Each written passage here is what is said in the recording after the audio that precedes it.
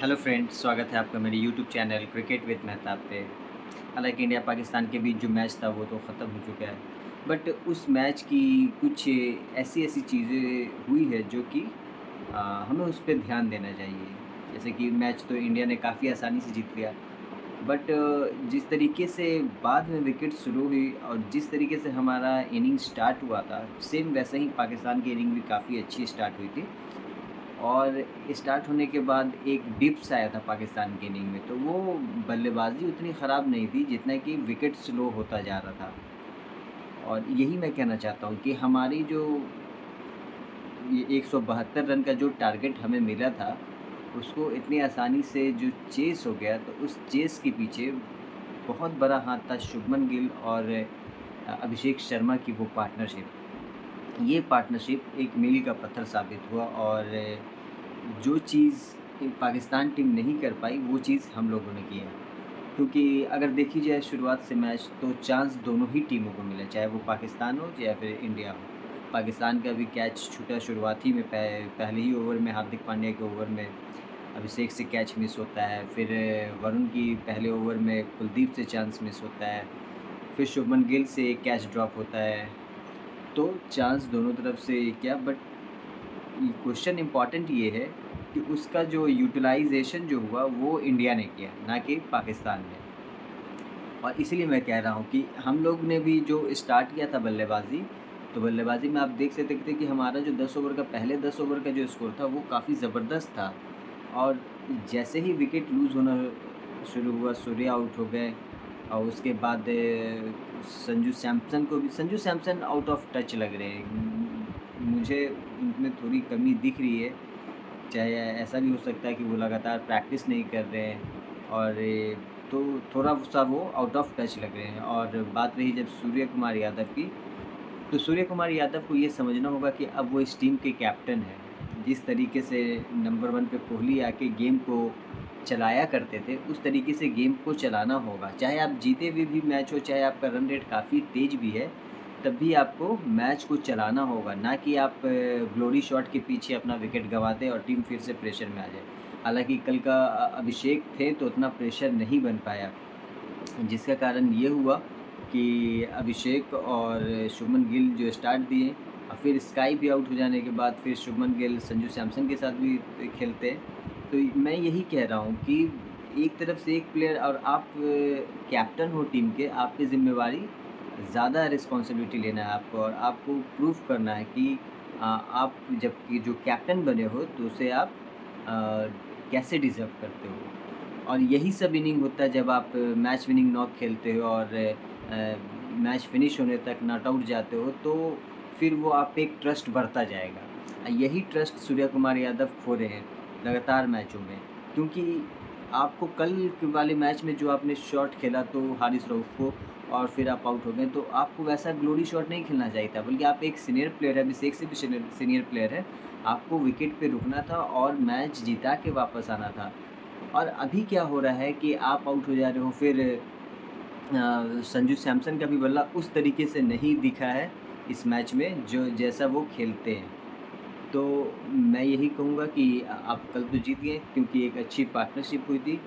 और इन 2 यानी कि 2 युवा प्लेयर ने क्या परफ़ॉर्मेंस किया। हालाँकि शुभमन गिल का जो देखा तो आप एक टेस्ट कैप्टन हो और आईपीएल में भी गुजरात टाइटंस के कैप्टन हैं। तो शुभमन गिल कल उस टच में लगे। एक टाइम ऐसा था कि शुभमन गिल अभिषेक शर्मा से ज़्यादा स्ट्राइक रेट उनका हुआ था। तो ये दिखाता है कि जब 2 प्लेयरों में कॉम्पिटिशन होता है तो फिर किस तरीके से गेम और निखर के दोनों ही प्लेयर का काफ़ी अच्छा लग रहा था। तो उसी पे मैं लेके एक क्लिप लेकर आया हूँ जो कि अ, इन दोनों की पार्टनरशिप के पीछे, और बड़ा ही ज़बरदस्त दोनों की पार्टनरशिप हुई। आप शॉट देख के कह सकते हो कि जिस तरीके से कल शुभमन गिल लग रहे थे, यानी कि एक आप लाजवाब परफ़ॉर्मेंस कह सकते हो। उस तरीके की परफ़ॉर्मेंस कल शुभमन गिल और अभिषेक शर्मा ने की है। हालाँकि अभिषेक शर्मा ने तो काफ़ी अच्छा, यानी कि 39 बॉल पे 74 रन बनाए। पहले देखते हैं इन दोनों बल्लेबाज़ों की पार्टनरशिप। ये पार्टनरशिप ही था जो कि मैच को हमें फाइनल, यानी कि विनिंग टोटल तक पहुंचाया। तो ये थे इन दोनों प्लेयर के पार्टनरशिप। हालाँकि एक ब्रेक आता है 9.4 ओवर में जहाँ पे शुभमन गिल को स्ट्रेच फ़ील होता है, तो जिसकी वजह से वो जो ब्रेक होता है 10 ओवर का तो वो पहले ही ले लिया जाता है 9.4 ओवर में। और ब्रेक जैसे वो लेते हैं तो उनका फ़ोकस ख़त्म होता है और अगली ही गेंद फ़हीम अशरफ की अगली गेंद पे वो बोल्ड हो जाते हैं। तो वो समझ में आ जाता है कि उनका कंसंट्रेशन ख़राब हो चुका था जिस तरीके से ये बोल्ड होते हैं। और अभिषेक शर्मा के बारे में कहेंगे कि जिस तरीके का परफॉर्मेंस वो दे रहे हैं कंटिन्यू मैचों में, अभी एशिया कप में भी वो हाईएस्ट स्कोरर हैं, यानी पूरे टीम को मिला के देखा जाए तो वो सबसे हाईएस्ट स्कोरर बन चुके हैं अभी तक।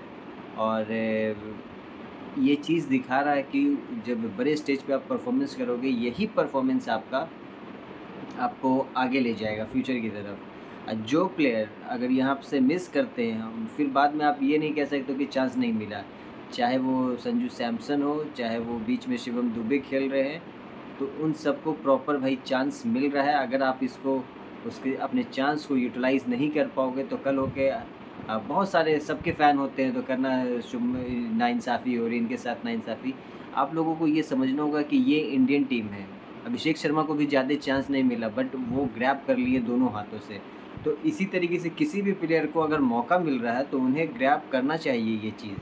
क्योंकि अगर आप ग्रैब नहीं करोगे तो 140 करोड़ की आबादी में बहुत लकी हो आप कि आपको चांस मिल रहा है और उस पर से भी आप ग्रैब नहीं कर रहे हो। संजू सैमसन के लिए भी ये पूरा सीरीज़ एक तरीके से आप कह सकते हो कि ये उनका फ्यूचर डिसाइड करेगा। अगर वो आने वाले 2 मैचों में परफॉर्मेंस नहीं करते हैं जैसा कि उन्होंने साउथ अफ्रीका में किया था, तो मुझे लगता है कि फिर संजू सैमसन बहुत पीछे चले जाएँगे। और उसी तरीके का हाल मैं देख रहा हूँ कि शिवम दुबे पे भी बहुत बड़ा चीज़ है।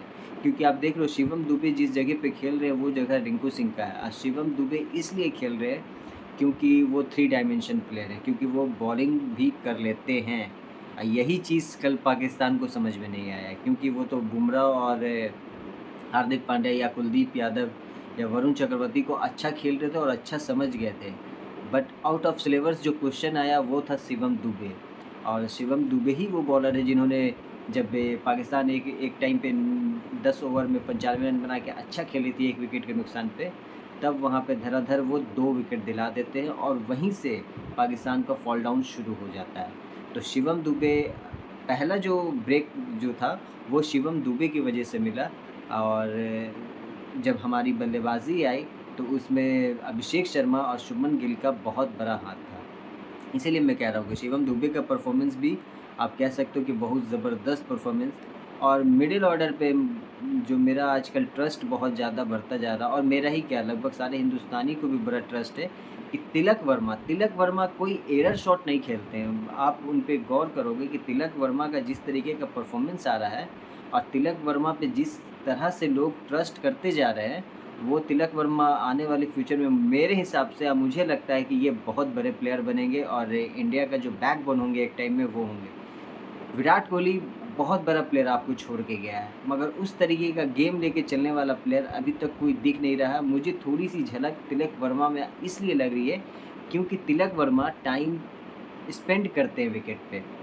अब वही टाइम स्पेंड जो कर रहे हैं वो फ़ायदा दिख रहा है मुझे कि तिलक वर्मा भले लेफ्ट हैंडेड और कोहली से उनका कोई कंपैरिज़न नहीं है, मगर एक जो ट्रस्ट होता है कि नहीं ये बल्लेबाज रुक के खेलेगा सिंगल बाउंड्री, ये यानी कि कैलकुलेट करेगा, कैलकुलेट रिस्क लेगा और स्कोर को जो है वो रुकने नहीं देगा, वो स्कोर आगे बढ़ता जाएगा। ऐसा नहीं कि हर बॉल हिट कर, जैसे अभिषेक शर्मा पे आपको रिस्क लगता है, वो मतलब कि ऐसा है कि किसी भी बॉल पे वो आउट हो जाता है, मगर तिलक वर्मा के साथ ये चीज़ नहीं है। तिलक वर्मा काफ़ी यानी कि क्लासिकल प्लेयर है जो वो इनसाइड आउट भी खेलते हैं, तो और बल्लेबाज के पास ताकत है, यानी कि बॉडी से आप देखो तो वो वाली ताकत नहीं, बट जो शॉट जो वो मारते हैं तो उसमें उनका ताकत दिखता है और शॉट में भी ताकत दिखता है।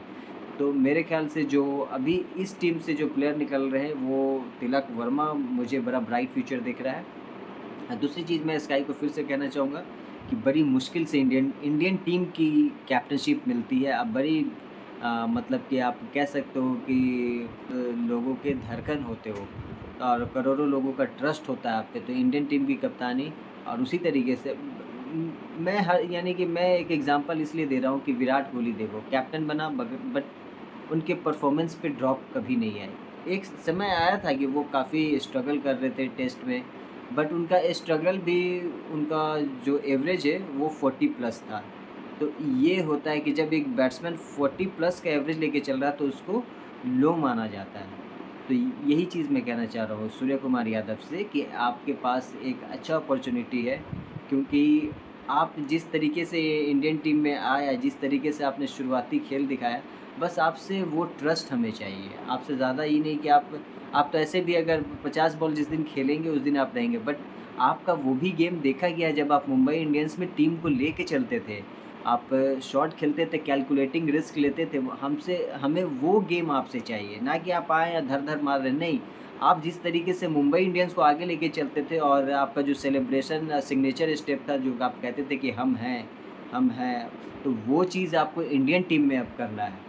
ना कि आप इंडियन टीम में आप 2 मैच मैंने देखा कि आप एक गैर ज़िम्मेदारान शॉट खेल के आप आउट हो रहे हो, जिसका असर अभी आप ये मत समझो कि इंडिया कभी भी सडन अगर कोलैप्स हुआ, तो इंडिया उस दिन प्रॉब्लम में आ जाएगा।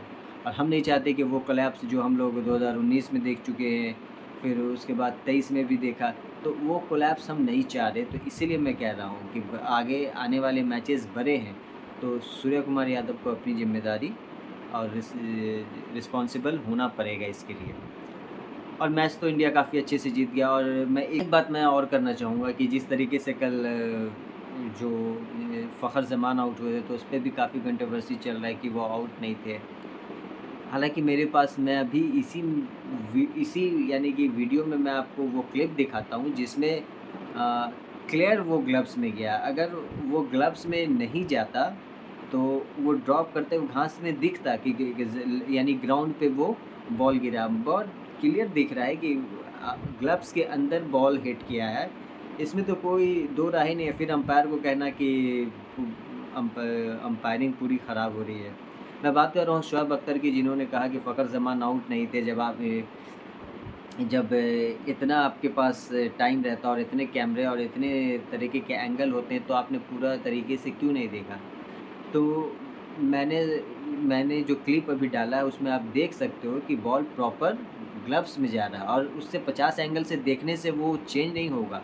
हालाँकि जो सबसे साफ एंगल है वो मिला, अगर आप उसको दूसरे एंगल से देखोगे तो लगेगा कि बॉल हाथ में नहीं गया है। बट वो कैसे दिखेगा? हम पीछे का एंगल से देखेंगे आगे कहाँ गिरा, तो वो ज़ाहिर-सी बात है नहीं दिखेगा। और अंपायर ने 2 एंगल इसीलिए देखा क्योंकि उसको दूसरे एंगल में साफ पता चल गया कि बॉल ग्लव्स के अंदर हिट हुई है। तो फिर वो किस लिए 50 एंगल देखेंगे? तो यही मैं कहना चाह रहा हूँ कि आप हारते हो तो उसे एक्सेप्ट करने की ये रखो। और उस पे ये नहीं आप कहो कि नहीं ऐसा था, वैसा था, फ़खर ज़मान रहता तो वो आज लय में था। तो आज लय में बहुत सारे प्लेयर इंडिया के भी थे। इसीलिए मैं कह रहा हूँ कि अ, हर चीज़ में यानी कि नेगेटिविटी नहीं ढूँढना चाहिए, कुछ पॉज़िटिव होके एक्सेप्टेंस लेके आगे बढ़ना चाहिए लाइफ़ को। और एक चीज़ और कहूँगा कि हारिस रऊफ़ और जो शाहीन शाह अफ़रीदी है, जिस तरीके से कल पिटाने के बाद लाल हो रहे थे, तो ख़ैर मनाओ कि आप विराट कोहली नहीं थे, नहीं तो आपको लाल, पीला, हरा सब कुछ दिख जाता। मैं ये नहीं कह रहा हूँ कि ये कर देते, वो कर देते, मगर उनका बल्ला जवाब दिया। और विराट कोहली से कम नहीं है कि अभी के यंगस्टर जो भी इंडिया से आ रहे हैं, तो आप इन्हें प्लीज़ कम आँकने की कोशिश भी मत करना। जिस तरीके से हारिस रऊफ़ ने बताया था वो कोहली है तब उसने ऐसा शॉट मारा, तो ये लोग जब शॉट मारने पे उतरेंगे ना, तो फिर आप इनका नाम नहीं भूलोगे।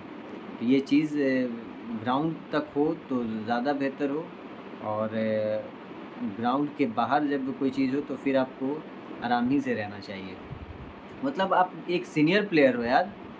कोहली भी ये खेलता है तो क्या इस तरीके से करता है? आप सीनियर प्लेयर हो, सीनियरिटी दिखाओ।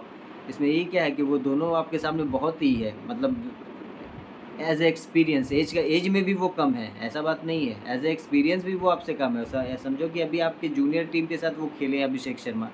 तो इस तरीके का बिहेविंग मुझे सही नहीं आता, तो हार को भी डाइजेस्ट करना सीखना चाहिए। और कि कैसा लगा ये मेरा आज का वीडियो, तो मुझे कमेंट करके ज़रूर बताएँ। और मैं एक शो भी ला रहा हूँ, जैसे कि अभी उसका नाम तो रिवील नहीं कर रहा हूँ। ये शो इस चीज़ पे रहेगा कि हम बहुत प्लेयरों को जानते हैं, ठीक है? जैसे धोनी हो गए, विराट कोहली हो गए, तो बहुत फ़ेमस प्लेयर है, तो उनकी तो उम, जो अर्ली लाइफ़ होती है वो तो हमें पता चल जाता है क्योंकि वो बहुत फ़ेमस हो चुके हैं। अब बहुत सारे चीज़ उन पे फ़िल्में बने, ये बने, वो बने। बट हम वो शो ला रहे हैं जो कि ऐसे प्लेयर जो कि कहीं दब के रह गए, मतलब वो उठे और वो फिर कहीं दब के रह गए। तो ऐसे ही प्लेयर को हम खोज-खोज के, या प्लेयर हो या कोई भी इंसान हो, तो ऐसे इंसान को हम खोज-खोज के उनकी स्टोरी ला रहे हैं, जिससे आप कह सकते हो कि एक अनसंग हीरो हैं या अपकमिंग हीरो, आप ये भी कह सकते हो। अपकमिंग हीरो में भी बहुत सारे लोग हैं वो। जैसे इस आईपीएल ही में आप देखो कि बहुत सारे अपकमिंग हीरोज़ आने वाले हैं। वो पंजाब के जो ओपनर बैट्समैन थे उनका भी बहुत ज़बरदस्त बल्लेबाज़ी है, क्या नाम है मैं भूल रहा हूँ। तो इसी बेस पे ये जो शो रहेगा वो यानी कि चलेगा। तो बहुत जल्दी मैं उसे भी रिवील करूँगा और आप लोग को बताऊँगा कि जैसे कि आप लोगों को उसके बारे में, शो के बारे में सारी चीज़ मैं आगे अपडेट करता रहूँगा और मोस्ट प्रोबेबली इस वीक में शो लॉन्च करूँगा।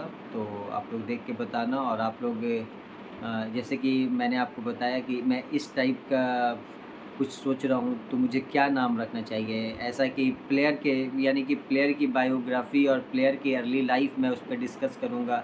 फिर उनका जो लाइफ़ सर्वाइवल कैसे हुआ क्रिकेट में, और उनका माली हालात कैसी थी घर की, और यानी सपोर्ट कहाँ-कहाँ से मिला, तो वो हर एक चीज़ पे मैं रखूँगा। एक तरीके से आप बायोग्राफ़ी कह सकते हो। तो जो भी दर्शक मुझे देख रहे हैं, तो मैं उनसे पूछना चाहता हूँ कि इस टाइप के स्टोरी के लिए शो का नाम क्या रहेगा? जो लोग भी ये वीडियो देख रहे हैं, तो मुझे ज़रूर बताएँ कि शो का नाम क्या रहना चाहिए, और मुझे कमेंट करके बताएँ कि शो मैं किस नाम से लाऊँ।